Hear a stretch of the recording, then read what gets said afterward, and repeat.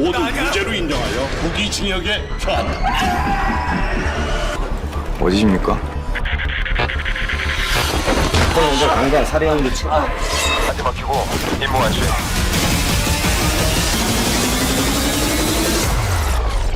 Film dibuka memperlihatkan adegan menegangkan di mana sebuah tim elit tengah bersiap untuk melancarkan serangan terhadap kelompok teroris. Di bawah komando seorang pria tangguh bernama Daejang, tim itu bergerak cepat dan penuh strategi. Dalam aksi yang intens dan penuh tembakan, Daejang berhasil menembus markas musuh dan menghabisi seluruh teroris yang berada di dalamnya. Namun, saat situasi tampak terkendali, sebuah peluru menembus udara dan mengenai kepalanya.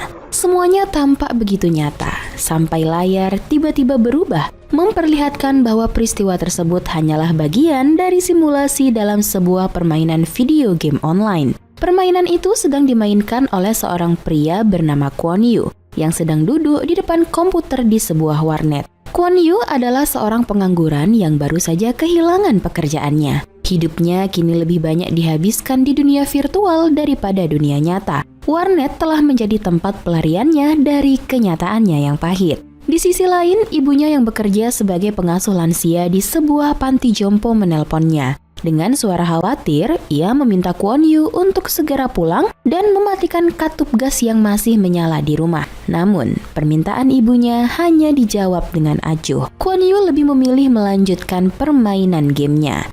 Tak lama setelah itu, sebuah ponsel yang tergeletak di dekat keyboard berbunyi. Kwon Yu mengangkatnya tanpa terlalu memikirkannya. Dalam percakapan singkat, wanita itu meminta bantuan Kwon Yu untuk mengantarkan ponselnya ke kamar hotel tempat ia menginap. Sebagai imbalan, ia menjanjikan bayaran sebesar $300. Tawaran itu tentu saja menggoda. Tanpa pikir panjang, Kwon Yu segera beranjak dari tempat duduknya dan menuju hotel yang disebutkan. Setibanya di sana, ia menemukan pintu kamar hotel tidak terkunci. Saat ia masuk, terdengar suara air mengalir dari kamar mandi. Wanita itu sedang mandi. Kwon Yu yang tak sabaran menunggu, memutuskan tidak berlama-lama di kamar hotel tersebut. Ia meletakkan ponsel milik wanita itu di atas kasur, lalu mengambil uang imbalan sebesar $300 yang telah dijanjikan dan segera pergi tanpa menaruh curiga apapun. Namun, semua berubah keesokan paginya. Saat Kwon Yu baru saja terbangun dari tidurnya, rumahnya tiba-tiba dikepung oleh sejumlah polisi bersenjata. Tanpa sempat memahami apa yang terjadi, ia diseret keluar dari rumah dan ditangkap di depan umum. Tuduhan yang diarahkan padanya sungguh mengejutkan. Ia dituduh telah melakukan pemerkosaan dan pembunuhan terhadap seorang anak di bawah umur. Yang lebih mengerikan, saat penggeledahan dilakukan, polisi menemukan sebilah pisau berlumuran darah tersembunyi di dalam kamarnya. Bukti itu memperkuat tuduhan dan membuat posisi Kwon Yu semakin sulit. Penangkapan itu langsung menyebar luas, menghiasi berbagai pemberitaan di stasiun televisi. Wajahnya terpampang sebagai tersangka utama dalam kasus keji yang mengguncang publik. Tak butuh waktu lama sebelum masa lalunya juga ikut terungkap. Kwon Yu ternyata dulunya adalah seorang atlet berbakat dari tim nasional taekwondo. Namun, karirnya hancur setelah ia dipecat akibat terlibat dalam kasus kekerasan. Kini, ia bukan hanya dihantui oleh masa lalu yang kelam, tetapi juga terjebak dalam kasus yang bisa menghancurkan hidupnya sepenuhnya. 살해 현장에서 발견된 지문과 DNA가 용의자와 일치하는지 여부를 국과수에 의뢰했다고 밝혔습니다. Begitu mendengar kabar bahwa putranya ditangkap oleh polisi, ibu Kwon Yu segera datang ke kantor polisi dengan harapan bisa bertemu dan berbicara langsung dengannya. Namun, upayanya kandas. Para petugas polisi menolak permintaannya dengan alasan prosedur penyelidikan yang masih berlangsung. Ia hanya bisa berdiri di luar menatap dengan cemas, sementara anak yang dibesarkannya kini terjerat dalam kasus kriminal yang menggemparkan. Di dalam ruangan interogasi, Kwon Yu bersikeras bahwa dirinya tidak bersalah. Ia menyangkal semua tuduhan yang dilayangkan kepadanya. Namun, semua pembelaannya seakan tidak berarti saat penyidik menunjukkan berbagai bukti yang ditemukan di tempat kejadian perkara. DNA miliknya, sidik jari di benda-benda sekitar, bahkan senjata pembunuhan yang ditemukan di dalam kamarnya. Kwon Yu terpukul. Semua bukti itu begitu kuat dan mengarah kepada dirinya. Seolah-olah ia memang pelakunya. Di sisi lain, sang ibu yang tak ingin tinggal diam berusaha mencari bantuan hukum. Ia mendatangi seorang pengacara bernama Min Chun dan memohon agar pria itu mau membela putranya. Awalnya Min Chun menolak. Baginya kasus itu terlalu berat dan penuh tekanan publik. Namun melihat ketulusan dan air mata sang ibu yang tak kenal lelah memohon, hatinya pun luluh. Ia akhirnya menyetujui untuk menangani kasus Kwon Yu. Sayangnya, perjuangan Min Chun di pengadilan berjalan sulit. Seluruh bukti yang diajukan jaksa terlalu kuat dan jelas mengarah kepada Kwon Yu. Tidak ada celah untuk membela, tidak ada saksi yang bisa menyanggah. Dalam sidang yang penuh tekanan, sang pengacara hanya bisa terdiam, menyadari bahwa tak ada yang bisa ia lakukan untuk membalikkan keadaan. Pada akhirnya, hakim menjatuhkan vonis yang berat. Hukuman penjara seumur hidup bagi Kwon Yu atas tuduhan pemerkosaan dan pembunuhan. Dunia pun terasa runtuh bagi dirinya. Setelah putusan itu, Kwon Yu dipindahkan ke sel kelas 1, tempat di mana para narapidana paling keras dan kejam dikurung. Di sana, ia harus berjuang bertahan di tengah lingkungan yang penuh kekerasan dan ancaman, sambil terus memikirkan bagaimana ia bisa terjebak dalam semua ini. 피고인을 무기징역에 처한다.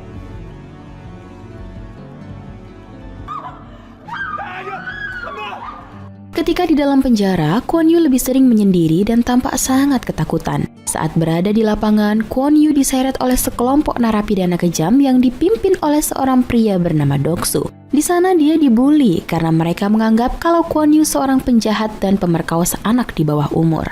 Kwon Yu yang kesal, ia pun melakukan perlawanan terhadap Doksu. Akan tetapi, hal tersebut malah membuat Doksu murka karena baru Kwon Yu lah yang berani melawannya. Melihat hal tersebut, seorang petugas bernama Choi melerainya. Namun Choi malah memukul Kwon Yu dan memasukkannya ke penjara isolasi. Beberapa waktu kemudian, Kwon Yu telah dikeluarkan dari penjara isolasi dan dia dihampiri oleh 2 orang tahanan lain yang mengingatkannya untuk berhati-hati dengan Doksu dan seorang pria tua bernama Woo Hyun, seorang pembunuh berantai yang hobi memakan korbannya. Saat Kwon Yu berada di lorong sel, dia dikejar dan ditangkap oleh para anak buah Doksu. Lalu 2 orang yang tadi menghampirinya juga ditangkap dan disiksa bersama Kwon Yu. Kwon Yu yang sudah sangat depresi, ia pun memutuskan untuk bundir. Beruntungnya, para petugas di sana dengan cepat menolongnya. Beberapa waktu kemudian, ibu Kwon Yu bersama pengacara Min Chun datang untuk mengunjunginya. Di sini, sang ibu memberi semangat kepada Kwon Yu dan mengatakan kalau ada seseorang yang akan membantunya keluar dari penjara dengan bukti jika saat itu Kwon Yu tidak ada di TKP. Dan minggu depan, ibunya akan mulai mengajukan banding atas tuduhan yang menimpa anaknya. Setelah mendapat semangat dari sang ibu, kini Kwon Yu sudah terbiasa dengan siksaan yang dialaminya di penjara. 엄마가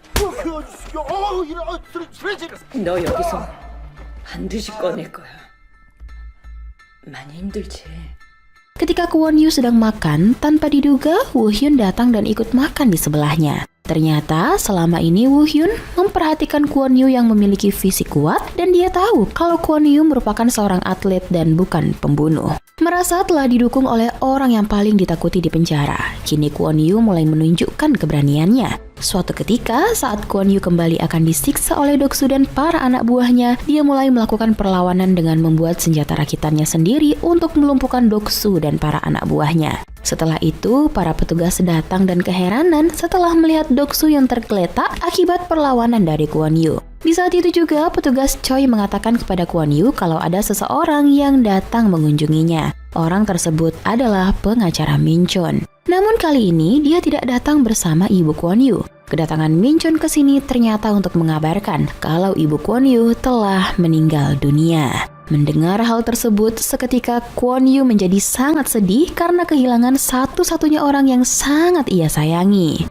Keesokan harinya, saat Kwon Yu meratapi kesedihannya, tiba-tiba kelompok Doksu membuat ulah. Mereka menahan para petugas di sana agar Doksu dapat memberi pelajaran terhadap Kwon Yu. Namun, Kwon Yu yang telah menyadarinya, dengan cepat ia melawan dan menyayat wajah Doksu hingga terluka parah. Ketika akan ditangkap, Kwon Yu malah memilih untuk menusuk perutnya sendiri sehingga ia dan Doksu dilarikan ke rumah sakit. Akan tetapi, ternyata itu semua adalah trik yang diberikan oleh Woo Hyun agar Kwon Yu dapat melarikan diri dari penjara. Pada akhirnya, Kwon Yu berhasil keluar dari ambulan tersebut. Setelah kejadian tersebut, berita pelarian Kwon Yu viral di seluruh awak media setempat, sehingga status Kwon Yu saat ini menjadi buronan kepolisian. Saat pelariannya, Kwon Yu melihat 2 orang turis yang sedang mencari pertolongan karena mobilnya sedang mogok. Beruntungnya, Kwon Yu diberi tumpangan setelah dia berhasil memperbaiki mobilnya. Tidak hanya itu, sesampainya di bandara, Kwon Yu diberi mobil tersebut karena mereka menganggap Kwon Yu adalah orang yang sangat baik. Di tempat lain, pengacara Min Chun yang sedang melihat lukisan, ia dikagetkan dengan kedatangan Kwon Yu di rumahnya. Namun, secara diam-diam, Min Chun malah menghubungi kepolisian. Di sana, Kwon Yu menanyakan tentang orang yang dibicarakan mendiang ibunya yang mempunyai bukti kalau Kwon Yu tidak bersalah. Min Chun pun mengatakan kalau orang itu adalah anak kecil yang iseng menelpon ibunya sehingga membuat ibu Kwon Yu putus asa dan bundir. Di situ juga, Min Chun memberikan kalung peninggalan ibu Kwon Yu kepadanya. Tidak lama kemudian, para polisi pun datang, tetapi Kwon Yu telah berhasil kabur dari sana. Setelah itu, Kwon Yu mendatangi sebuah warnet untuk mencari informasi atas kasus yang ia alami. Di situ, Kwon Yu menerima sebuah email dari teman bermain gamenya yang bernama Mr. Harry. Email tersebut berisi sebuah video tentang kejanggalan atas kasus yang menimpanya. Lalu Kwon Yu pun diminta untuk bertemu dengannya di sebuah kafe. Sesampainya di sana, ia mendapat telepon dari Mr. Harry untuk ke meja paling ujung. Namun Kwon Yu malah dikagetkan dengan seorang wanita yang ada di hadapannya. Ternyata wanita tersebut adalah Mr. Harry. Dia sengaja menggunakan aplikasi modifikasi suara untuk menyembunyikan identitasnya. Dan wanita itu memiliki nama asli Yeowol. 과연 가능할까?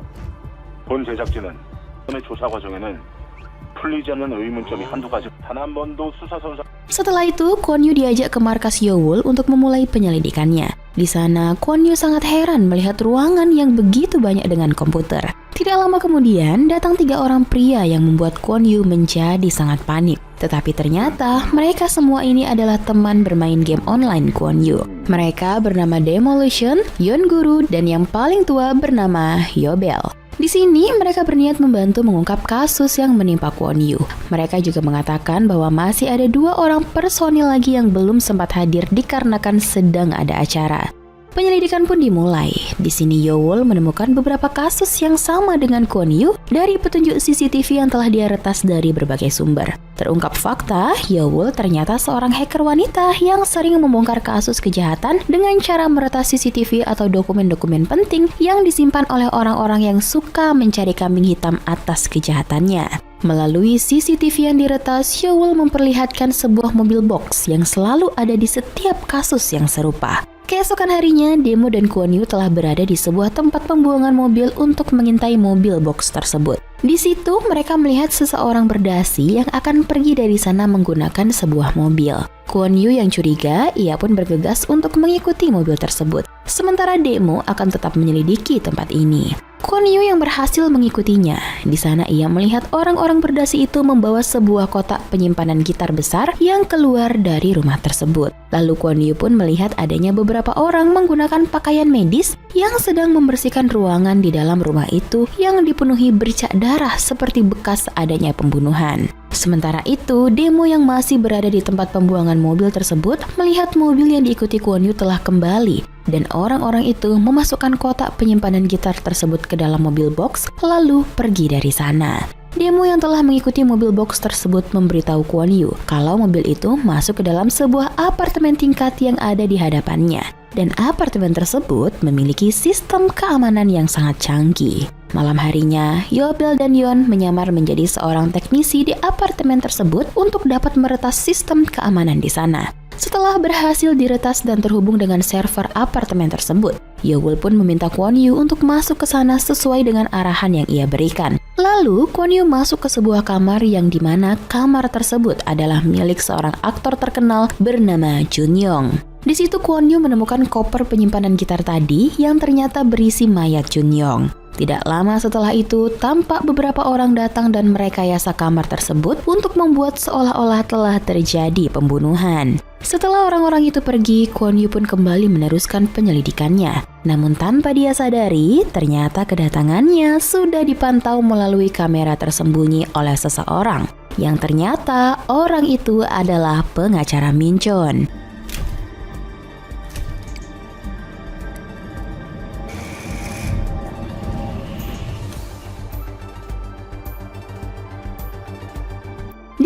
itu, Min Chun bersama asistennya sedang merencanakan sesuatu, yaitu mencari seorang wanita yang cocok untuk dijadikan kambing hitam atas pembunuhan Jun Yong.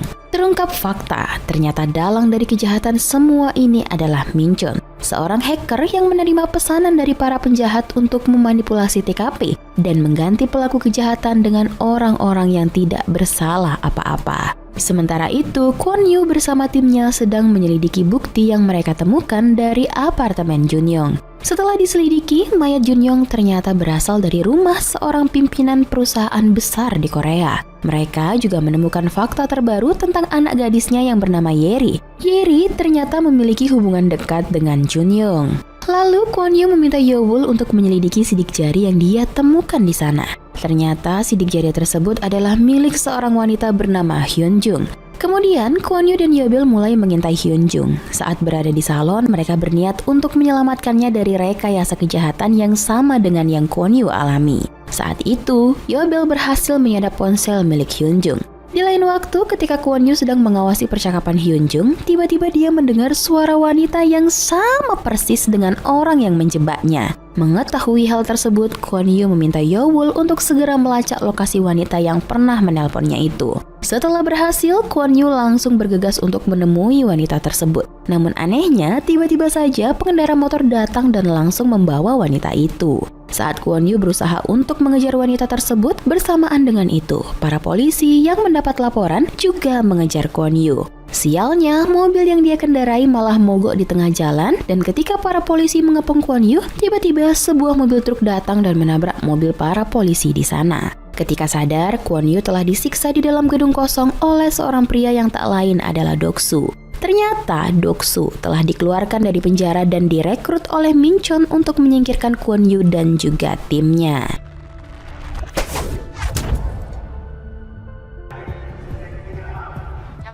Sementara itu di luar gedung terlihat para polisi datang karena mendapat telepon dari Yeowol yang berpura-pura sedang akan dibunuh di dalam gedung kosong tersebut. Di tengah perjalanan, Yeowol menemukan sebuah GPS yang tertanam di kalung pemberian ibu Kwon Yu. Mendengar hal tersebut, Kwon Yu pun mencurigai kalau dalang dari semua kejahatan ini adalah pengacara Min Chun. Malam harinya, Kwon Yu bersama timnya yang telah mencurigai Min Chun, mereka pun mulai beraksi kembali dan menerbangkan sebuah drone untuk menyelidiki kantor Min Chun. Di sana mereka melihat dan mendengar percakapan seorang wanita yang tak lain adalah asisten Min Chun.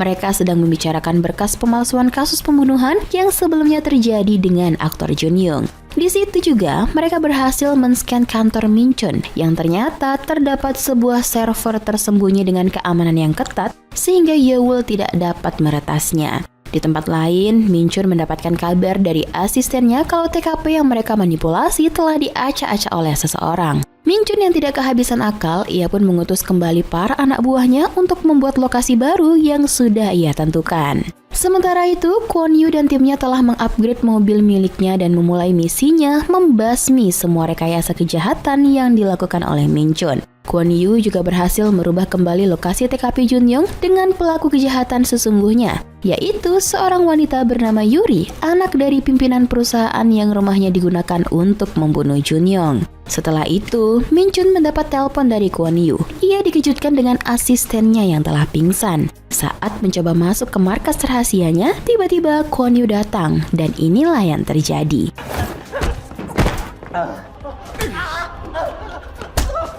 Dalam ruangan tersebut, Kwon Yu melihat rekaman aktivitas di rumahnya sebelum terjadinya penangkapan. Ternyata, sebelum memfitnah Kwon Yu untuk dijadikan kambing hitam, Min Chun telah mengintai aktivitasnya sehari-hari. Dari sini, Kwon Yu sangat yakin kalau ibunya tidak mati bundir, melainkan dibunuh oleh Min Chun. Di waktu yang sama, Kwon Yu mendapat kabar kalau rekan-rekan di markasnya telah disekap oleh Doksu dan mereka akan dibunuh. Ketika itu, Kwon Yu berencana untuk mengcopy data milik Min Chun, namun karena membutuhkan waktu yang lama, Kwon Yu memilih untuk pergi dan menyelamatkan rekan-rekannya. Sementara rekan-rekan Kwon Yu ternyata sudah akan dieksekusi oleh Doksu. Tidak lama kemudian, lampu di markas tersebut tiba-tiba mati. Dan ternyata itu adalah Kwon Yu yang langsung menghajar Doksu dan para anak buahnya. Setelah berhasil melepaskan semua rekan-rekannya, mereka pun bergegas untuk pergi dari sana. Namun ternyata Doksu juga belum menyerah dan langsung mengejar mereka. Di sisi lain, Min Chun yang seorang hacker psikopat mematikan, ia pun meretas sebuah mobil sport untuk mencelakai Kwon Yu. Tidak hanya itu, bahkan dia mempublikasikan keterlibatan rekan-rekan Kwon Yu dalam aksi pelariannya, sehingga status mereka berlima saat ini adalah buronan polisi. Kwon Yu yang tidak kehabisan akal, ia pun memacu mobilnya dengan cepat dan masuk ke sebuah gedung televisi. Lalu setelah itu, Kwon Yu menurunkan keempat rekannya. Yeowol bertugas melakukan peretasan, sedangkan Kwon Yu dibantu Demo dan Yeon membuat strategi jebakan seperti di dalam game yang mereka mainkan, untuk mengulur waktu Yeowol agar leluasa dalam peretasannya. Namun tidak lama setelah itu, para polisi datang menangkap Demo dan Yeon. Sementara Yeowol juga tertangkap oleh Doksu. Mengetahui hal tersebut, Kwon Yu pun segera mengejar mobil Doksu yang telah membawa Yeowol. Pada akhirnya, Kwon Yu berhasil menyelamatkan Yeowol dan membawanya ke tempat yang aman. Kwon Yu yang sudah putus asa kembali ke TKP untuk menyerahkan diri. Di lain sisi, Min Chun tampak sangat bahagia karena rencana menyingkirkan Kwon Yu dan timnya telah berhasil. Akan tetapi, tiba-tiba saja touchscreen komputernya tidak berfungsi dan Min Chun baru tersadar kalau flash drive yang saat itu dibawa Kwon Yu lupa tidak dicabut. Sehingga Yeowol yang ternyata kembali ke gedung stasiun televisi tersebut berhasil mengunduh semua data kejahatan yang diperbuat Min Chun selama ini. Sedangkan Yeobel bersama dua teman bermain game Kwon Yu yang baru sempat hadir, mereka bersiap untuk menyiarkan berita kebenaran yang telah Yeowol dapatkan. Setelah berita itu tersebar luas dan terbukti kalau Kwon Yu tidak bersalah. Akhirnya mereka semua dibebaskan, sementara Min Chun yang berusaha melarikan diri dikejutkan ketika melihat setir mobilnya yang telah diganti. Dan Min Chun pun berhasil ditangkap. Beberapa waktu kemudian, Min Chun telah dimasukkan ke dalam sel khusus level 1 dan bersiap untuk merasakan penyiksaan dari Doksu. Karena Doksu menganggap Min Chun telah mempermainkannya. Di akhir cerita, nampak Kwon Yu bersama teman-teman game online-nya sangat bahagia. Namun di balik itu semua, Kwon Yu tidak kuasa menahan air matanya karena ia membayangkan ibunya yang tidak akan pernah ada di sampingnya lagi. Yap, dengan begitu cerita pun selesai.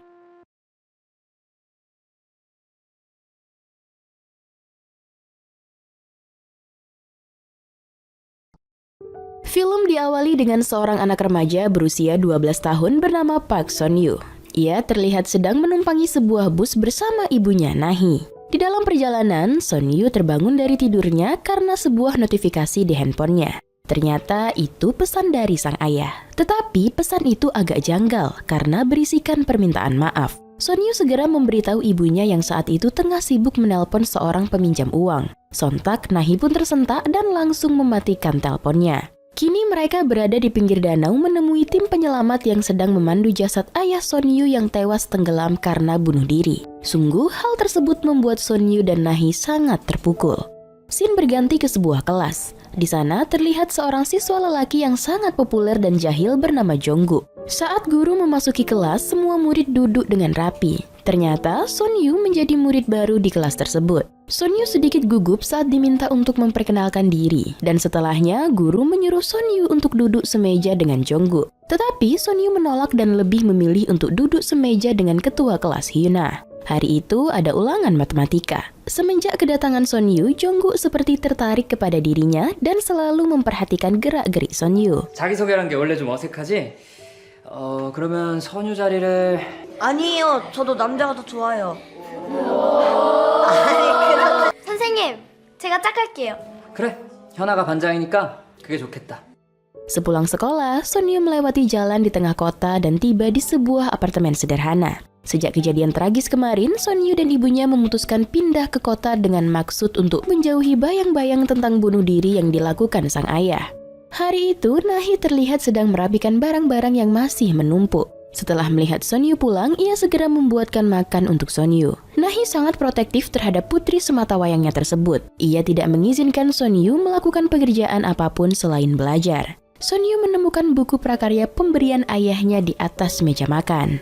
Keesokan harinya di sekolah, guru membagikan hasil ulangan mereka kemarin. Son Yu mendapatkan nilai sempurna, tetapi Jonggu diberi nasihat oleh gurunya untuk meningkatkan lagi nilainya. Saat jam istirahat, Son Yu menunjukkan bunga salju kertas yang ia buat kepada Hyuna dan teman-teman perempuan lainnya. Mereka kagum melihatnya. Sonyu mengatakan bahwa ia bisa membuat karya tersebut setelah belajar dari buku prakarya. Teman Sonyu terlihat antusias dan ingin meminjam buku itu. Tetapi Sonyu menolak untuk meminjamkannya karena buku prakarya itu adalah hadiah dari ayahnya. Saat pulang dari sekolah, Sonyu bertemu dengan ibunya di pusat kota. Nahi berkata bahwa ia baru saja diterima kerja pada sebuah akademi seni. Sebelum pulang ke apartemen, mereka singgah ke sebuah toko daging. Si pemilik toko terlihat kagum dengan kesopanan Sonyu dan ia mengelus-elus rambut Sonyu. Di luar dugaan, ternyata Nahi marah anaknya diperlakukan demikian. Sehingga ia membawa Sonyu pergi dan mengatakan kepada Sonyu agar tidak pernah mendatangi tempat itu lagi. In-kyung temannya Nahi datang berkunjung ke apartemen. Ia membawakan pangsit untuk Sonyu dan ibunya. Jadi sebenarnya In-kyung inilah yang meminjamkan uang kepada Nahi sehingga mereka bisa pindah ke kota dan menyewa sebuah apartemen. Dan maksud kedatangan In-kyung saat itu bukan semata-mata hanya berkunjung, tetapi ia ingin menagih utangnya kepada Nahi karena ia sedang butuh uang untuk perawatan ibunya yang sedang sakit. Nahi mengatakan bahwa sebentar lagi ia akan mendapatkan uang dari asuransi suaminya. Di sela-sela obrolan, In-kyung juga menyinggung perihal wanita toserba yang memiliki utang banyak kepada Nahi. Dan obrolan itu didengar oleh Sonyu. Keesokan harinya di sekolah, Sonyu dan murid-murid lainnya sedang mengerjakan tugas melukis. Sonyu terlihat melukis danau favoritnya dengan sangat indah sehingga menarik perhatian si guru dan membuat murid-murid lain penasaran. Saat jam istirahat, Sonyu pergi ke toilet. Jongkook dan teman-temannya menghampiri meja Sonyu untuk melihat lukisannya. Tetapi tidak hanya melihat, mereka juga mencoret lukisan Sonyu dengan menambahkan gambar orang. Sonyu yang kembali ke kelasnya memergoki Jongkook dan teman-temannya yang jahil tersebut. Jongkook berusaha menjelaskan kepada Sonyu bahwa ia hanya berniat membantu Sonyu menggambar orang pada lukisannya. Tetapi Sonyu yang sudah terlanjur marah merobek lukisan itu dan membuangnya ke tempat sampah. Sepulang sekolah, Jongkook yang merasa bersalah mengambil kembali lukisan Sonyu dari tempat sampah dan memperbaikinya. 근데 여긴 어디래? 왠지 좀 으스스하다. 좀 그냥 가라고. 전학원애가 그린 건데 여기에 낙서했더니 화내면서 찢어버려. Keesokan paginya di sekolah, tidak sengaja Jongkook mengambil buku teks milik Sonyu karena ia mengira itu miliknya. Lalu saat jam istirahat, ketika Jongkook berniat untuk mengembalikan buku teks milik Sonyu, ia malah dimarahi oleh Sonyu. Sonyu mengatakan Jongkook sengaja membuat hal itu agar citra Sonyu terlihat buruk di hadapan guru. 네가 뭔데 나한테 자꾸 이래? Hari selanjutnya setelah selesai kelas renang, ada seekor bangkai burung yang menjadi pusat perhatian oleh Jongkook dan teman-temannya. Jongkook mengambil bangkai burung tersebut untuk menakuti murid-murid perempuan yang ada di kelasnya. Tetapi saat di perjalanan, ia berselisih dengan Sonyu sehingga membuat ia mengurungkan niat jahilnya dan segera membuang bangkai burung tersebut. Sonyu mengambil bangkai burung tersebut dengan maksud untuk menguburkannya. Tiba-tiba, Jongkook datang membantu Sonyu menggali tanah untuk menguburkan si burung. Semenjak saat itu, hubungan mereka semakin dekat. Saat kembali ke kelas, nenek Sonyu datang mengunjunginya ke sekolah. Saat itu, ibu Sonyu yang sedang bekerja segera datang ke sekolah untuk membawa si nenek pergi dari sana. Tetapi si nenek malah mengamuk dan histeris di depan pintu kelas Sonyu. Ia berteriak meminta bagian asuransi dari kematian anaknya. Nahi mengatakan bahwa asuransi tersebut tidak dapat dicairkan. Sonyu yang menahan malu atas sikap sang nenek hanya bisa menangis. Karena keributan tersebut, akhirnya semua teman-teman sekelas Sonyu kini tahu bahwa ayah Sonyu telah meninggal. Semenjak saat itu, Jongkook terlihat memberikan perhatian lebih kepada Sonyu. 야, 나 이거 줘라. 나 초콜릿 진짜 좋아하는데. 야, 이거 왜 너한테 주냐? 초콜릿 먹고 싶은 사람. Hari selanjutnya, kelas Sonyu pergi berlibur ke sebuah wahana. Di sana, semua murid-murid terlihat antusias, tetapi berbeda dengan Sonyu yang terlihat bingung dan canggung. Lantas Jongkook berusaha mencairkan suasana dengan mengajak seluruh murid untuk bermain bum-bumker bersama agar Sonyu tidak canggung dan merasa sendiri. Setelahnya, mereka sekelas menaiki koro-koro bersama. Di sini Sonyu terlihat sangat bahagia dan bisa tertawa lepas, tidak hanya murung seperti biasanya. Perhatian Jongkook semakin terlihat ketika ia rela pulang hujan-hujanan karena payungnya ia berikan kepada Sonyu yang saat itu lupa membawa payung.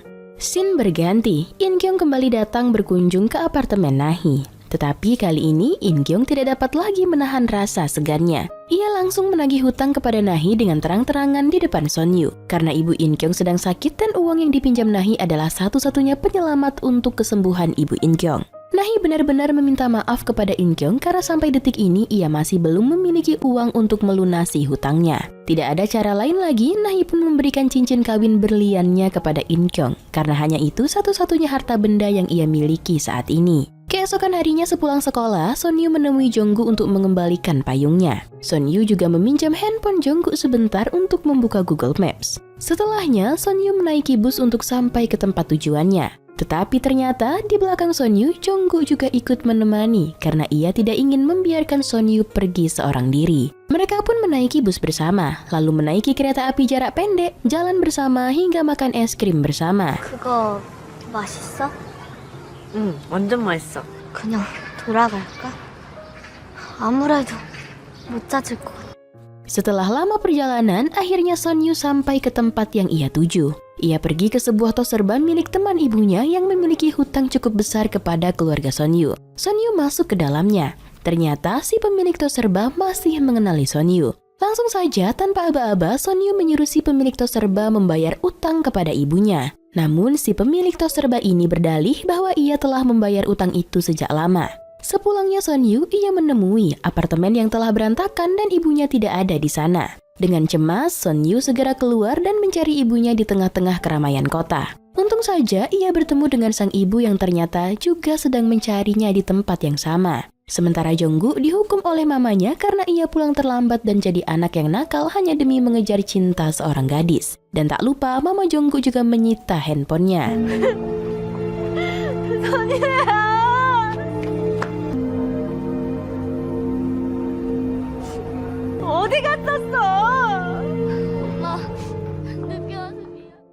Keesokan paginya di sekolah, guru menyuruh murid-murid maju untuk menceritakan cita-citanya. Di saat giliran Jonggu, guru malah memintanya untuk bernyanyi karena Jonggu terkenal sangat pandai bernyanyi. Teman-teman Jonggu terlihat jijik melihat tingkah kocak Jonggu. Tetapi berbeda dengan Son Yu yang terlihat sangat terpukau dengan penampilan istimewa dari Jonggu. 자, 그럼 우리 정국이 노래 한번 들어볼까? 보고 싶다, 보고 싶다. 자, 박수! Saat jam istirahat, Son Yu melihat Jonggu yang dijauhi oleh teman-temannya karena ia terlalu memperhatikan Son Yu, sehingga tidak ada waktu untuk bermain dengan teman-teman lelakinya. Mengetahui hal itu, Son Yu berniat untuk menjauh dari Jonggu karena kehadirannya hanya akan merepotkan Jonggu. Di malam hari ketika sang ibu masih bekerja, Son Yu iseng membuka baju sang ibu yang disimpannya pada sebuah kotak. Ternyata baju itu adalah baju yang dikenakan ibunya ketika menyaksikan ayahnya dipandu oleh tim SAR setelah bunuh diri. Di dalam kotak baju tersebut, Son Yu juga menemukan buku diari ayahnya yang saat itu tertinggal di TKP. Son Yu membuka buku diari itu sambil menangis, mengenang ayahnya yang kini telah tiada. Scene berlanjut, esok pagi setelah selesai pelajaran renang, semua murid meninggalkan kolam untuk mengganti baju. Sementara Son Yu malah masuk ke kolam dan menenggelamkan tubuhnya sambil menahan napas. Jonggu yang tak sengaja melihat hal itu langsung menyusul Son Yu ke dalam kolam dan menanyakan apa maksud Son Yu berbuat demikian. Son Yu lantas marah dan meminta Jonggu untuk menjauhi dirinya. Sepulang sekolah, Jonggu melihat Son Yu yang sedang menulis sesuatu di buku diari ayahnya. Tetapi Jonggu memilih untuk pergi dan meninggalkan Son Yu di sana sendirian. Malam harinya, keadaan apartemen Son Yu gelap gulita karena sang ibu sudah tak mampu untuk membayar listrik. Son Yu dan ibunya pun berbaring sambil bercerita tentang kali pertama ayah dan ibunya bertemu. Di sini Nahi, sang ibu, mengajak Son Yu untuk menyusul ayahnya di danau tempat bunuh diri tersebut. 나 어지러워. 우리 아빠 보러 갈까? Keesokan pagi di sekolah, Son Yu terlibat adu mulut dengan teman-teman sekelasnya karena mereka selalu membicarakan perihal ayah Son Yu yang bunuh diri. Jonggu mencoba untuk membela Son Yu, tetapi Son Yu malah bersikeras tidak ingin dikasihani oleh siapapun. 써유, 그만 좀 나대. 현아가 너한테 뭘 잘못했냐? 이게 아직도 빨리 선이한테 사과하라고. 이제 야 안정구. Semenjak kejadian itu, Son Yu tidak masuk sekolah 2 hari. Jonggu merasa khawatir dan selalu memperhatikan kursi tempat Son Yu duduk di kelas. Hari ketiga saat Jungkook bertanya kepada guru apa keterangan tentang Sonyu. Tiba-tiba Sonyu muncul dan mengajak Jungkook untuk berbicara sepulang sekolah. Mereka berbicara di taman. Sonyu memberikan buku prakarya dan setangkai bunga matahari yang ia petik dari taman kepada Jungkook. Lalu Sonyu berpamitan bahwa ia dan ibunya akan pergi berlibur ke danau. Jungkook berniat untuk mengembalikan lukisan Sonyu yang telah diperbaikinya. Namun Sonyu berkata untuk membuangnya saja. Sonyu menjelaskan bahwa lukisan itu adalah danau favoritnya di dermaga Gangcheon. 이거 너 쓸래? 그냥 보고 따라하면 돼. 나 내일 엄마랑 거기 놀러 갈 거야. Malam harinya, Jungkook memperhatikan lukisan Sonyu. Ia merasa ada yang tidak beres dengan Sonyu yang tiba-tiba berpamitan. Esok pagi, Jungkook mencari data tentang Sonyu dari apartemennya yang sudah mulai diberes-bereskan. Fakta baru yang ia dapati, ternyata Sonyu dan ibunya tidak lagi tinggal di apartemen tersebut. Setelah memeriksa barang-barang yang tersisa di sana, Jungkook menemukan buku diari ayahnya Sonyu. Jungkook membuka buku diari itu dan ia terkejut menemukan tulisan Sonyu, "Tolong jangan selamatkan aku."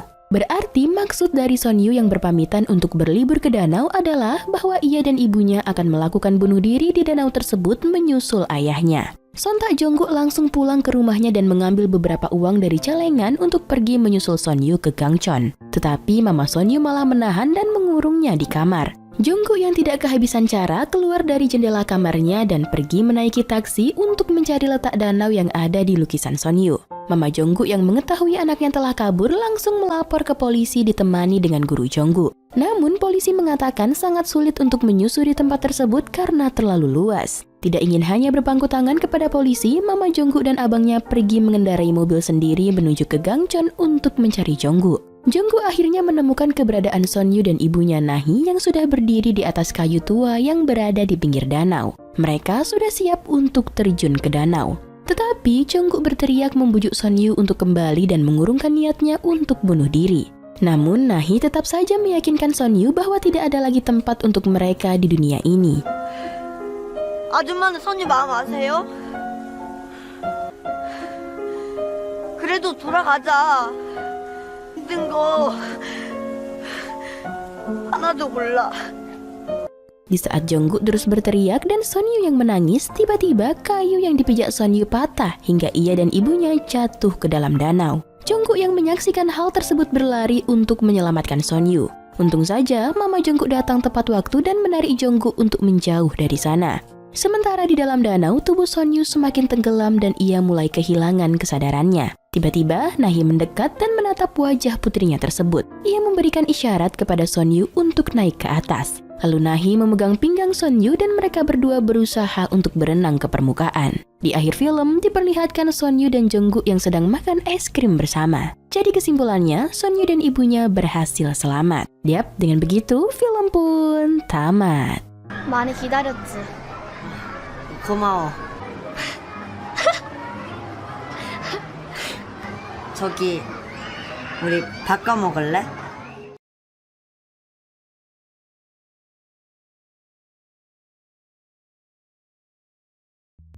Film bercerita tentang sebuah insiden terkenal yang sempat menghebohkan Jepang pada tahun 1984.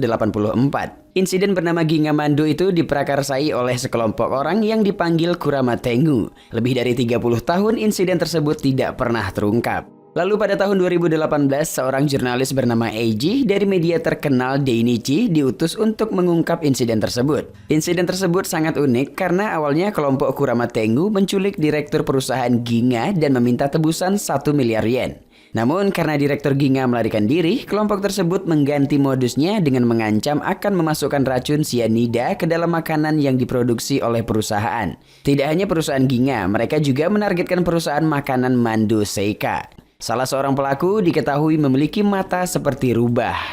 Sebelum kasus Gingamando, kasus yang sama pernah menimpa seorang direktur perusahaan asing. Kemungkinan kelompok Kurama Tengu meniru kasus tersebut. Eiji diutus ke London untuk mempelajari kasus tersebut dari seorang detektif. Detektif tersebut mengatakan bahwasannya dulu seorang pria Cina terlihat sangat antusias mempelajari kasus tersebut. Detektif itu mengetahui bahwa pria Cina mempunyai pacar seorang jurnalis bernama Shopee. Lalu Eiji menemui jurnalis yang dikatakan. Eiji menduga pria Cina tersebut adalah salah seorang pelaku. Namun si jurnalis Shopee berkata ia tidak pernah berhubungan dengan pria Cina. Hampir di waktu yang bersamaan, sebelumnya seorang pria bernama Toshiya menemukan tap rekaman dan buku catatan tua milik almarhum ayahnya. Tab tersebut berisi rekaman suara Toshiya saat masih kecil. Toshiya menyadari bahwa rekaman suaranya digunakan oleh kelompok Kurama Tengu untuk mengarahkan perusahaan memberikan uang tebusan. Toshiya menduga ayahnya merupakan salah satu anggota Kurama Tengu. Sebenarnya Eiji tidak berminat menyelidiki kasus tersebut karena insiden itu sudah lama terjadi. Akan tetapi ketua timnya tetap meyakinkan untuk mengungkap kasus tersebut karena insiden Gingamando adalah kasus drama kejahatan pertama di Jepang dan belum terungkap sampai sekarang. Gingamando. Di tempat lain, Toshiya menunjukkan buku catatan ayahnya kepada Pak Kozunobu yang dulu dekat dengan keluarganya. Catatan berbahasa Inggris itu tentang kasus penculikan direktur perusahaan asing. Pak Kozunobu berkata buku itu bukan milik ayah Toshiya, melainkan milik paman Toshiya yang bernama Tasuo. Setelah Tasuo bergabung dengan kelompok radikal, polisi terus mencarinya. Selama ini, Toshiya diberitahu bahwa pamannya tersebut meninggal dunia.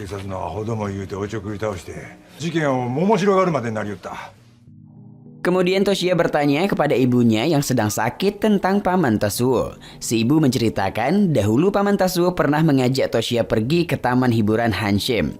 Kembali ke Eiji, ketua tim pernah mendengar sebuah rumor bahwa sebenarnya kelompok Kurama Tengu tidak mengincar uang tebusan. Diperkirakan mereka mendapatkan uang dari memanipulasi saham perusahaan.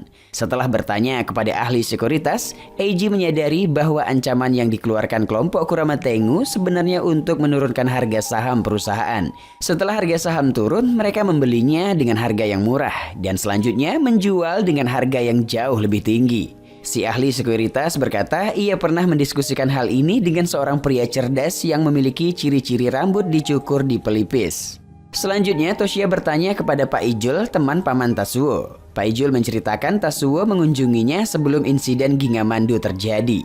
Tasuo bertanya ke Pak Ijul tentang pergerakan saham perusahaan makanan yang terdampak dalam insiden tersebut. Pak Ijul menceritakan bahwa kakek Toshiya bekerja di perusahaan makanan Ginga. Pada saat Tasuo sedang kuliah, ayahnya terbunuh dalam pergerakan radikal aktivis. Tetapi perusahaan Ginga menuduh kakek Toshiya juga ikut dalam kelompok radikal tersebut. Tasuo pun menjadi marah, ia membenci perusahaan dan masyarakat. Lalu Tasuo bergabung dengan kelompok radikal yang mempunyai pemikiran yang sama dengannya. Pak Ijul terakhir kali bertemu Tasuo di sebuah rumah makan Shino. Lalu Toshiya bertanya kepada koki di rumah makan Shino. Setelah Toshiya menjelaskan semuanya, sambil ketakutan si koki berkata bahwasannya dulu kelompok Kurama Tengu selalu berkumpul di lantai 2 rumah makan. Si koki mengenali salah satu anggota Kurama Tengu yang bernama Ikushima. Dan ternyata Ikushima merupakan seorang polisi yang dipecat karena terbukti menerima suap dari kelompok Yakuza. Ikushima dan keluarganya tiba-tiba menghilang setahun setelah insiden Gingamando. Lalu Eiji kembali melanjutkan penelitiannya. Diketahui kelompok Kurama Tengu menyebarkan racun sianida di dalam makanan yang diproduksi perusahaan. Mereka menggunakan suara 3 orang anak yang berbeda untuk memberikan instruksi perintah uang tebusan. Ikushima memiliki 2 orang anak, Nozomi 15 tahun dan adiknya Soichiro 8 tahun. Pada hari keluarga Ikushima menghilang, polisi mendapatkan instruksi perintah untuk mengantarkan uang tebusan. Namun entah apa yang terjadi, instruksi tersebut terputus begitu saja. Saat itu polisi melihat sebuah mobil mencurigakan di bawah jembatan dan mendekatinya. Para polisi tidak sadar bahwa mobil mencurigakan itu dikendarai oleh pelaku. Pelaku pun lolos begitu saja tanpa mengambil uang tebusan. Diketahui kepolisian berusaha menutupi kesalahan tersebut. Kemudian Eiji bertemu dengan orang yang pernah mendengar cerita kelompok tersebut. Orang itu mengarahkan Eiji kepada seorang kakek tua di penjara. Kakek tua mendengar pembicaraan di radio tentang saham perusahaan makanan dan racun sianida. Radio yang ia gunakan merupakan milik temannya yang bernama Morimoto. Lalu rekan-rekan Eiji mendapati bahwa Morimoto mencuri mobil yang mereka gunakan untuk mengambil uang tebusan. Morimoto juga merupakan salah satu anggota Kurama Tengu. Setelah itu, Eiji mendatangi tempat Morimoto pernah bekerja. Pemilik perusahaan menunjukkan foto lama Morimoto dengan beberapa temannya. Dan akhirnya, Eiji menemukan foto pria bermata rubah. Pria bermata rubah itu diketahui menggunakan nama samaran Hayashi. Kemudian, Eiji yang bersemangat mengunjungi pemilik rumah makan Shino yang pernah berhubungan dengan Morimoto. Namun, pemilik rumah makan tidak mau memberikan penjelasan. Setelah pemilik meninggalkan tempat usahanya, Eiji pun bertanya kepada koki rumah makan. Si koki langsung mengenali wajah Morimoto. Karena sudah kebablasan, si koki pun membuka suaranya. Si koki mengungkapkan Morimoto berpacaran dengan pemilik rumah makan dan kelompok Kurama Tengu berkumpul di lantai 2 tempat tersebut. Tidak lama setelah itu, Eiji menyadari bahwasannya seseorang juga sedang menelusuri insiden Gingamando. Dengan arahan dari si koki, Eiji pun menemui Toshiya di rumahnya. Eiji sudah mengetahui bahwasannya Toshiya adalah anak dalam rekaman suara tersebut. Eiji berkata ia ingin mengungkapkan insiden fenomenal tersebut ke publik. Namun Toshiya tidak mau bekerja sama karena ia khawatir dengan masa depan keluarganya. Beberapa waktu kemudian, ketua tim menemukan identitas pemimpin grup Aoki yang bernama Aoki Ryuichi. Walaupun grup Aoki sudah dibubarkan, dulunya Aoki adalah mafia yang menjalankan beberapa perusahaan. Semua benang merah insiden Gingamando berhubungan dengan mafia Aoki. Hampir di waktu yang bersamaan, Toshiya yang belum puas kembali menyusuri insiden tersebut. Ia bertemu dengan teman dekat Nozomi saat bersekolah. Suatu ketika, Nozomi dikabarkan bahwa ayahnya telah dibunuh oleh mafia Aoki. Nozomi beserta ibu dan adiknya harus segera melarikan diri. Setelah melarikan diri, mereka tinggal di asrama perusahaan konstruksi. Lalu pada bulan Juli, Nozomi mengajak temannya bertemu di depan papan iklan Ginga. Akan tetapi, Nozomi tidak pernah datang ke sana dan Nozomi tidak pernah menelpon temannya lagi.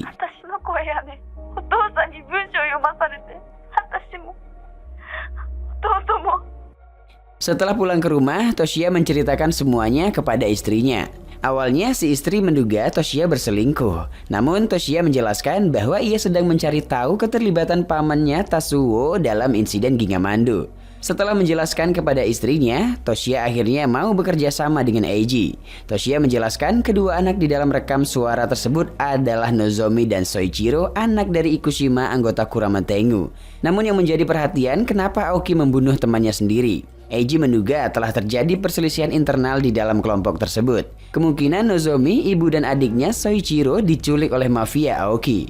Cerita berlanjut, Eiji dan Toshiya mencari informasi di lokasi bekas kantor mafia Aoki. Di tempat lain, ketua tim menemukan di mana kelompok tersebut memperoleh racun cyanida. Lalu Eiji menemukan seorang pemilik toko yang mengenal Soichiro. Ia berkata Soichiro dekat dengan pria bernama Sumura yang dicari oleh mafia Aoki karena membakar kantornya.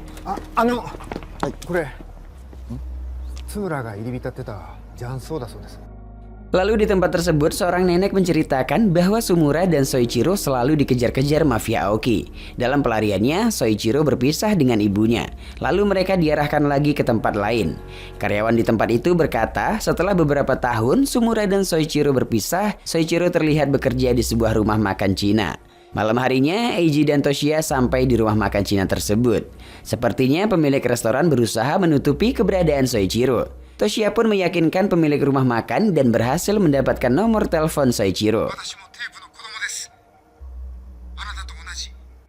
Keesokan harinya, Eiji dan Toshiya menemui Soichiro di depan papan iklan Ginga. Soichiro bercerita setelah ayahnya dibunuh, mafia Aoki memaksa keluarganya tinggal bersama mereka agar keluarga Soichiro menutup mulut terhadap insiden Gingamando. Karena rekaman suara itu, Nozomi merasa hidupnya hancur berantakan. Nozomi hendak melarikan diri, namun pria bermata rubah tiba-tiba datang menangkapnya. Pria bermata rubah mendorong Nozomi ke jalan raya hingga Nozomi mati ditabrak mobil. Itulah mengapa Nozomi tidak bisa menemui temannya di depan papan iklan Ginga. Setelah kematian Nozomi, Soichiro dipaksa bekerja di perusahaan industri mafia Aoki. Ibunya juga dipaksa bekerja menjadi pelayan bar. Soichiro dan ibunya sangat menderita. Lalu Sumura mengajak Soichiro membalas dendam dengan membakar kantor mafia Aoki. Karena peristiwa itulah Soichiro harus meninggalkan ibunya dan terus menghindar dari mafia Aoki. Setelah kebakaran itu, Soichiro hidup bersama Sumura. Namun 10 tahun kemudian, seorang anggota mafia Aoki menemukan keberadaan Soichiro. Selama 3 tahun terakhir, Soichiro terus berpindah-pindah dan dalam ketakutan. Eiji pun berkata, Soichiro tidak perlu khawatir lagi karena 5 tahun yang lalu grup Aoki sudah dibubarkan. Kasus pembakaran itu juga tidak akan ditangani oleh polisi. Toshiya merasakan kepedihan hidup Soichiro. Hidup Soichiro menjadi sengsara karena insiden Gingamando. Setelah menemukan Soichiro, Eiji mengajak Toshiya menemui salah seorang pelaku yang berada di London. Di London, Eiji kembali menemui jurnalis Shopee. Ternyata pria Cina yang dikatakan detektif di London adalah pria Jepang yaitu Tatsuo. Sekarang Tatsuo masih hidup dan menetap di Inggris.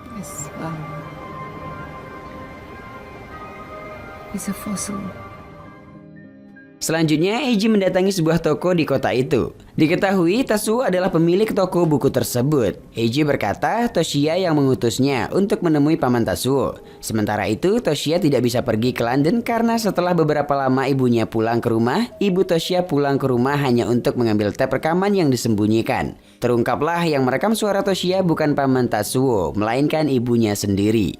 Karena kedoknya telah terbongkar, Tatsuo bersedia menceritakan insiden itu kepada Eiji. Pada tahun 1983, Tatsuo yang sedang berada di London mendengar kasus penculikan direktur perusahaan asing. Tatsuo pun menyelidiki kasus itu dengan harapan dapat menirunya. Tetapi ia sadar untuk mendapatkan uang tebusan itu sangat mustahil. Ia pun mengganti modusnya dengan memainkan harga saham. Lalu Tatsuo dan Ikushima mengumpulkan beberapa orang di Jepang.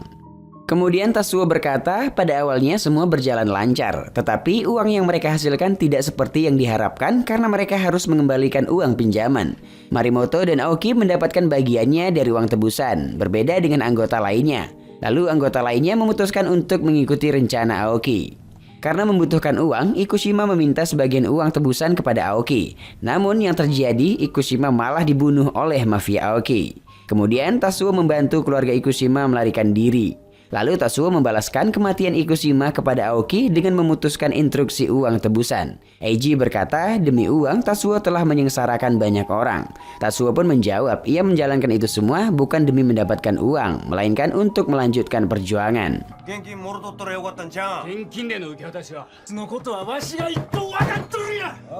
Beralih ke Ibu Toshiya. Ibu Toshiya bercerita ayahnya ditangkap polisi karena diduga mencuri uang. Padahal yang mencuri uang tersebut adalah polisi yang menangkapnya. Karena tuduhan itu ayahnya dipecat dari perusahaan, menjadi putus asa dan akhirnya bunuh diri. Karena tidak suka dengan polisi dan pemerintah, maka saat SMA Ibu Toshiya ikut dalam grup radikal. Paman Tatsuo juga bergabung dalam grup tersebut. Setelah grup itu bubar, Ibu Toshiya menikah dengan ayah Toshiya. Setelah Toshiya lahir, paman Tatsuo datang ke rumah mereka. Ibu Toshiya tidak ingin suami dan anaknya tahu tentang perjuangannya di masa lalu. Beberapa tahun kemudian, Tatsuo menghubungi Ibu Toshiya. Tatsuo mengingatkan kembali perjuangan mereka dahulu. Tatsuo meminta bantuan Ibu Toshiya dengan menggunakan suara Toshiya.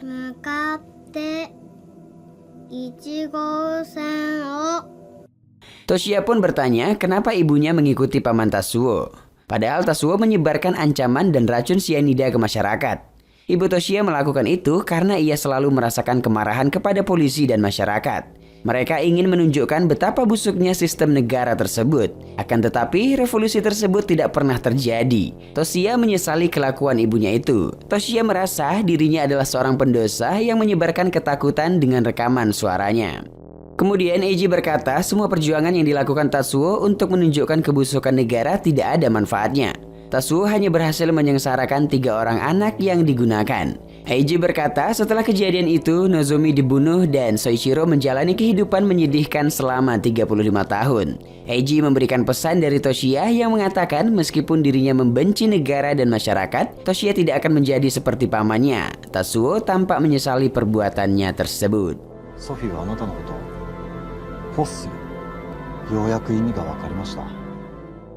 Tidak lama kemudian, pengakuan Tatsuo tentang insiden Gingamando diterbitkan di media Dainichi. Soichiro sudah berani tampil di muka umum dan ia mengadakan konferensi pers untuk mencari keberadaan ibunya. Kepolisian Jepang meminta pemerintah Inggris untuk mengekstradisi Tatsuo, namun Tatsuo kembali menghilang begitu saja. Cerita kemudian berlanjut. Setelah sekian lama, Soichiro akhirnya menemukan ibunya. Ia meminta maaf karena telah meninggalkan ibunya. Soichiro memutarkan rekaman suara Nozomi kepada ibunya yang rindu terhadap anaknya. Sementara itu, Ibu Toshiya juga baru saja meninggal dunia. Scene selanjutnya memperlihatkan perjalanan hidup keluarga Ikushima yang berubah tragis setelah insiden Gingamando. Yap, dengan begitu film pun tamat.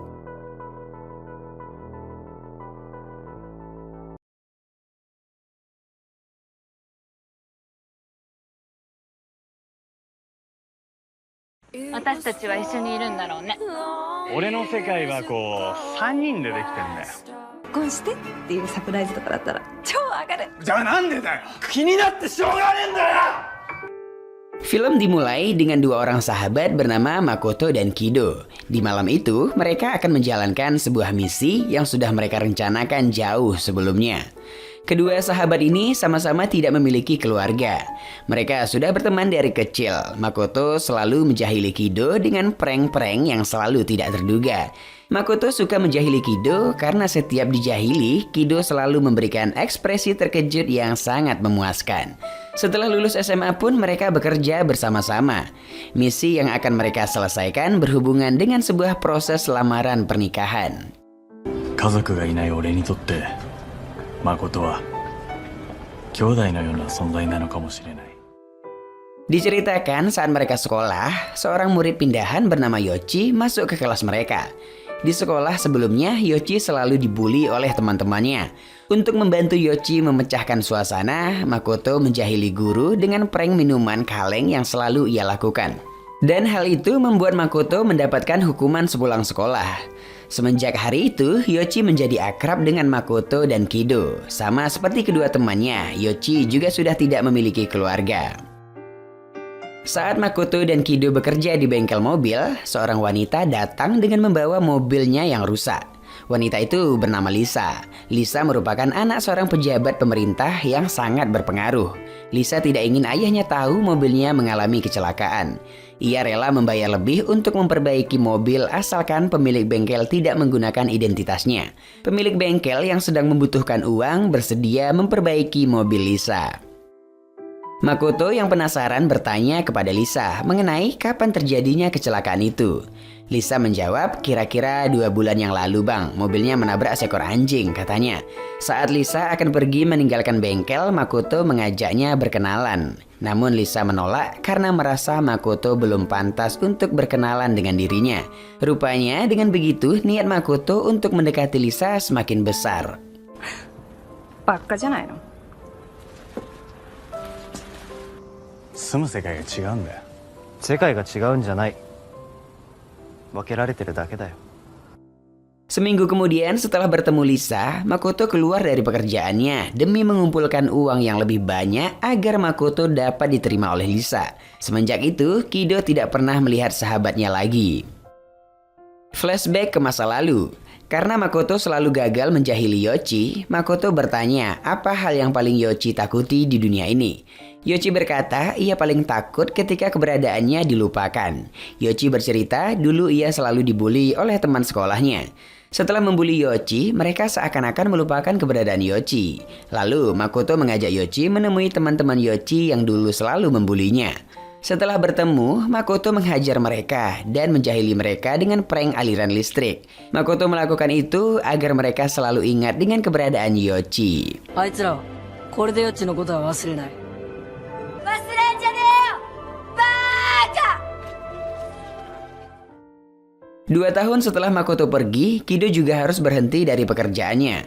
Pemilik bengkel tidak bisa melanjutkan usahanya karena adanya proyek pengalihan jalan, sehingga bengkel harus ditutup. Pemilik bengkel menyarankan Kido bekerja di sebuah perusahaan impor ilegal. Sambil bekerja di sana, Kido juga bisa mencari tahu di mana Makoto berada. Saat masih sekolah, Yoichi berkata ia khawatir setelah lulus SMA, ia tidak bisa bertemu lagi dengan kedua sahabatnya itu. Setelah lulus, Yoichi bercita-cita menjadi seorang artis film. Yoichi menyarankan Kido bekerja sebagai pembunuh bayaran karena Kido selalu tampak serius. 現実に戻るのが嫌なのかもね。本当に死にたくなるの。 Hampir mirip dengan dugaan Yoichi, di masa depan Kido bergabung dengan perusahaan ilegal yang selalu berurusan dengan dunia kriminal. Sebelum bergabung, Kido meminta bantuan pemilik perusahaan mencarikan keberadaan sahabatnya Makoto. Di perusahaan itu, Kido ditugaskan sebagai negosiator karena pekerjaan itu tidak harus membunuh seseorang. Setelah mendapatkan alamat rumah Makoto, Kido pun datang menemui sahabatnya itu. Setelah mereka berpisah, Makoto berhasil mengumpulkan uang sebanyak 45 juta yen. Dengan uang yang ia hasilkan, Makoto akan membeli sebuah perusahaan wine dari pengusaha tua yang sedang sekarat. Makoto beranggapan Lisa pasti mau menerimanya kalau ia sudah kaya raya. Makoto mengajak Kido menjalankan proyek lamaran yang sudah akan ia kerjakan. Kido terkejut dengan ajakan itu. Kido tidak menyangka Makoto benar-benar serius akan melamar Lisa. 俺が急にいなくなって寂しかったか。寂しいんじゃなくて寂しいんだよ。Lalu ditampilkan scene di mana Yoichi menemukan seekor anjing yang mati tertabrak. Yoichi berkata, Tuhan tidak adil karena Tuhan tidak mau menyelamatkan anjing itu. Selanjutnya, Kido mulai menjalankan misinya membantu Makoto. Makoto membutuhkan identitas baru yang akan ia gunakan untuk memimpin perusahaan. Kido mendatangi rumah seorang pria yang mempunyai pendidikan tinggi dan nama yang sama dengan Makoto. Kido menawarkan orang itu sejumlah uang agar Makoto dapat menggunakan identitasnya. Kido bertanya apa yang membuat hidup orang itu berantakan. Si Makoto berkata ia telah menghancurkan hidupnya karena sebuah kejadian yang unik. Ia berak di celana saat upacara pelantikan di kantornya. Hal itu membuat hidupnya yang sempurna hancur berantakan. Selama ini Makoto sudah berencana untuk melamar Lisa. Makoto harus menjadi orang yang kaya raya agar Lisa mau menerima lamarannya. Kido lalu menyerahkan identitas baru yang akan Makoto gunakan. Lalu Kido mendapatkan kabar bahwa Makoto yang asli sudah bunuh diri bersama ibunya. Rencana mereka pun semakin berjalan lancar karena tidak ada riwayat yang menghubungkan mereka dengan Makoto yang asli. Setelah mendapatkan identitas baru, Makoto membeli perusahaan wine dari pengusaha tua yang sedang sekarat. Lalu ia pun mulai menjalankan perusahaan barunya itu. Flashback lagi ke masa lalu, Yoichi bercerita saat ayahnya masih hidup, ia selalu dibawa melihat kembang api pada musim dingin. Mendengar itu, Makoto berjanji akan menghadiahkan Yoichi kembang api yang indah pada musim dingin yang akan datang. Mereka bertiga sama-sama pernah merasakan pedihnya kehilangan keluarga yang mereka sayangi. Mereka sangat bersyukur karena dapat bertemu dan saling membantu dalam keadaan suka maupun duka. Sekali lagi, Yoichi berkata ia tidak ingin dilupakan. Yoichi meminta Kido berjanji untuk tidak pernah melupakannya sampai kapanpun. Hai hai.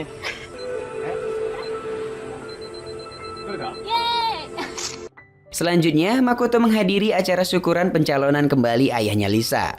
Selesai acara, Makoto tidak mau membuang waktunya. Ia langsung berupaya mencoba mendekati Lisa.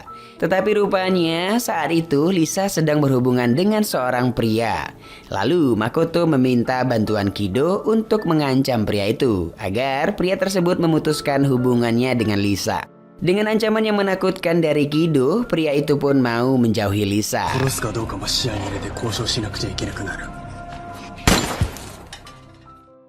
Pemilik perusahaan tempat Kido bekerja merasakan Kido sedang menyembunyikan sesuatu. Ia beranggapan Kido melakukan pekerjaan itu bukan untuk dirinya sendiri, dan pemilik perusahaan menasihati Kido. Kembali ke masa lalu saat Kido sedang bersama Yoichi. Kido mengungkapkan perasaannya yang selama ini ia pendam. Kido yang mencintai Yoichi, Yoichi berkata ia juga mencintai Kido, namun Kido sudah terlambat. Bagi Yoichi, dapat selalu bersama kedua sahabatnya merupakan sebuah anugerah yang selalu ia syukuri. Sebenarnya dahulu Yoichi sudah memutuskan jika salah satu sahabatnya menyatakan cinta kepadanya, ia akan langsung menerimanya. Dan ternyata Makoto sudah lebih dulu menyatakan cinta kepada Yoichi. Kembali ke masa kini, setelah beberapa waktu, akhirnya Makoto berhasil menjalin hubungan dengan Lisa. Saat Lisa datang ke apartemen Makoto, Makoto dan Kido sedang mendiskusikan sesuatu yang sepertinya sedang mereka rahasiakan. Cerita kemudian berlanjut, Kido membersihkan sebuah paket pesanan kepada Makoto yang ia dapatkan dari pemilik perusahaan impor. Isi paket itu berhubungan dengan misi lamaran Makoto yang sudah lama mereka berdua rencanakan. Makoto rupanya masih suka menjahili Kido. Makoto mengerjai Kido dengan alat kontrol ledak yang sudah ia siapkan sebelumnya. Sekali lagi, Makoto sangat puas dengan reaksi terkejut yang Kido berikan. Lanjut lagi ke masa lalu, hubungan Yoichi dan Makoto semakin dekat. Mereka sudah tidak merahasiakannya lagi dari Kido. Berselang beberapa waktu, Makoto berencana untuk melamar Yoichi. Tentu saja, ia membawa Kido untuk menjalankan rencana lamarannya itu. Walaupun Kido masih mempunyai perasaan kepada Yoichi, ia ingin kedua sahabatnya itu berbahagia. Kido pun bersedia membantu Makoto melamar Yoichi. Makoto akan melamar Yoichi pada malam Natal dengan menggunakan kembang api yang dulu pernah ia janjikan. Makoto juga sudah menyiapkan cincin yang akan ia gunakan untuk melamar Yoichi. Tidak lama kemudian di malam Natal, Makoto dan Kido sudah menyiapkan kembang api untuk menyambut kedatangan Yoichi. Namun karena Yoichi tidak kunjung tiba, Makoto pun pergi menyusul Yoichi. Selanjutnya di masa kini, Kido mulai menjalankan misinya membantu Makoto melamar Lisa. Dengan memakai kostum Santa di malam Natal, Kido mendatangi festival Natal yang sudah ramai didatangi pengunjung. Sesampainya di sana, Kido berpura-pura menjadi operator komputer. Lalu Kido memutar rekaman siaran langsung dari kamera rahasia yang Makoto letakkan di apartemennya. Para penonton festival yang berada di sana beranggapan mereka sedang melihat siaran langsung Lisa yang sedang dilamar oleh pacarnya. Misi Makoto pun dimulai. Makoto menjelaskan 10 tahun yang lalu ia pernah bertemu dengan Lisa di sebuah bengkel mobil. Saat itu Lisa tidak sudi berkenalan dengan Makoto karena Makoto belum pantas untuknya. Makoto bercerita setelah keluar dari pekerjaannya, Makoto menabung dan ia gunakan untuk membelikan sebuah perusahaan. Dengan begitu, Lisa pasti akan tertarik dengan Makoto. Lisa sangat bahagia ketika Makoto mengeluarkan sebuah cincin. Ia beranggapan malam itu Makoto akan melamarnya. Tetapi cincin yang Makoto keluarkan bukanlah untuk Lisa. Makoto menunjukkan potongan kaca mobil yang dulu menewaskan Yoichi. Rupanya sahabat mereka Yoichi telah meninggal karena kecelakaan mobil. Makoto menuduh Lisa telah berbohong. Dulu Lisa berkata mobilnya rusak karena menabrak anjing, padahal yang Lisa tabrak adalah Yoichi. 10 tahun yang lalu saat Makoto akan melamar Yoichi, Makoto menyusul Yoichi yang tidak kunjung tiba. Rupanya Makoto mendapati Yoichi sudah tewas ditabrak seseorang. Makoto menemukan potongan kaca mobil penabrak Yoichi. Setelah beberapa lama tersangka penabrak Yoichi tidak pernah diketahui, lalu 2 bulan kemudian Lisa datang ke bengkel mereka untuk memperbaiki mobilnya yang rusak. Potongan kaca mobil Lisa cocok dengan potongan kaca mobil yang menabrak Yoichi. Terungkaplah bahwa Lisa lah yang sudah menabrak Yoichi. Ayah Lisa juga tahu tentang kecelakaan yang Lisa alami, tetapi ia meminta pemilik bengkel untuk merahasiakan kejadian itu. Dengan pengaruh besarnya, ayah Lisa menutup bengkel dengan alasan perluasan jalan, sehingga peristiwa kematian Yoichi ditutup dengan sempurna. Bahkan untuk menghilangkan kasus kematian Yoichi, ayah Lisa menghapus semua riwayat hidup keberadaan Yoichi.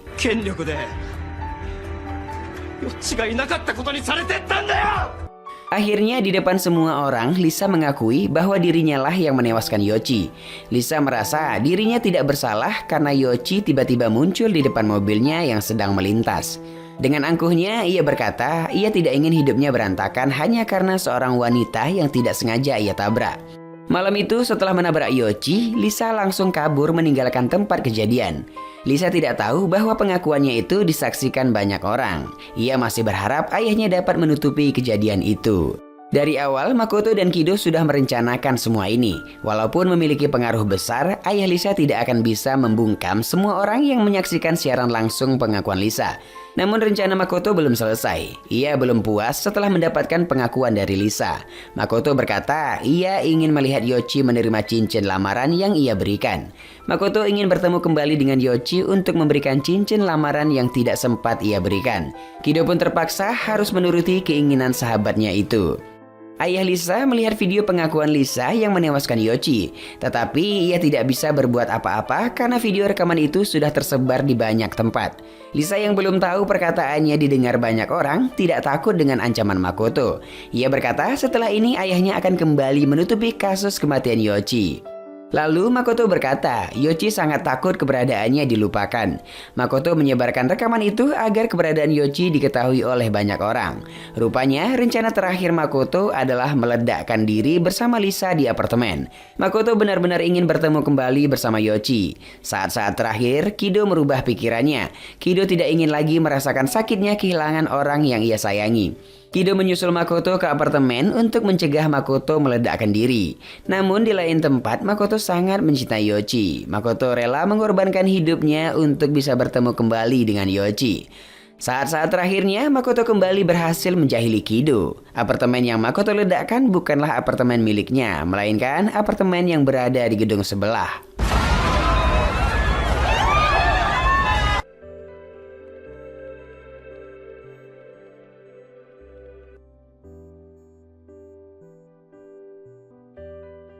Setelah kehilangan kedua sahabatnya, Kido kembali ke jalan raya di mana Yoichi meninggal dunia.